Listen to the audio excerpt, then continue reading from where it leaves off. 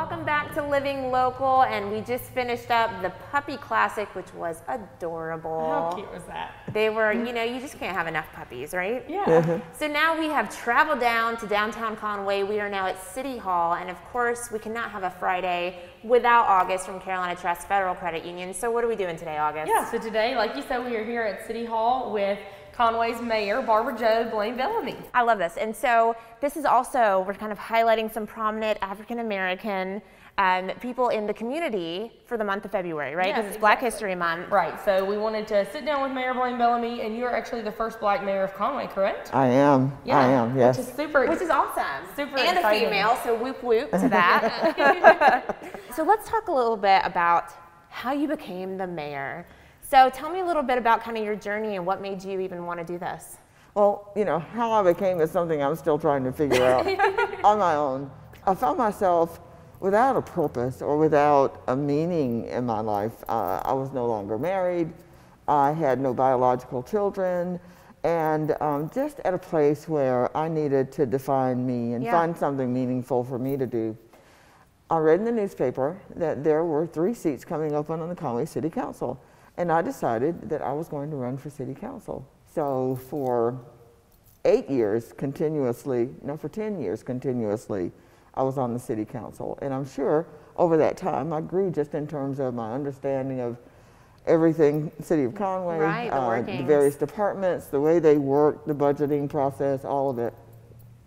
And I had an opportunity a little late in life, when most would think, to go to law school. So when I was 46 the day that I started law school, but in the next month I would turn 47. Wow. So I gave up my seat. You know, once you get in, you don't want to just pass that up. You may not get another chance. So I gave up my seat, and I went off to the University of South Carolina School of Law, and graduated 2.5 years later. Wow. Yeah. So where are you from originally? I was born in Conway. You were born in Conway? I was born in Conway. Wow. And I've traveled a good bit in my youth. My father was in the military. He was in the Air Force.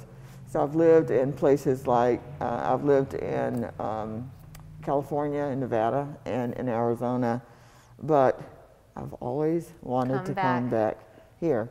Conway is a very unique kind of place. The people in Conway are very unique.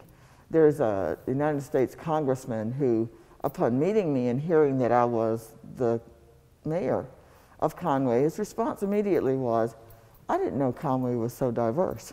I graduated high school from a segregated high school. My grandmother worked in Conway Bakery. Wow. And in order to pick her up or to go inside at all, I had to go inside the back door. Wow. I've lived through that, but even in the midst of that kind of separation and that kind of differences just in terms of the opportunities given to one person versus another, people in Conway were gentle and kind to me. My dentist would say, once I got to inside the office, Barbara, I'm really sorry I had to make you come in the colored door. Wow. But I have patients who wouldn't come to me if I didn't do so. We were denied the right to try on clothes in a store. Wow. You take it at your own risk and you don't bring it back. But I would always run into women who would say, there's nobody looking. You go in there and try that thing on if you want to. Wow. There's a genteel spirit about the people that I live among, and that is one of the reasons that I know that this is the best city anywhere. When we talk about paving the way for somebody, there seems to be sort of an underlying assurance that goes with that. So if the road is paved, for one thing, that means that it's no longer bumpy and it's no longer muddy. It's just smooth and easy.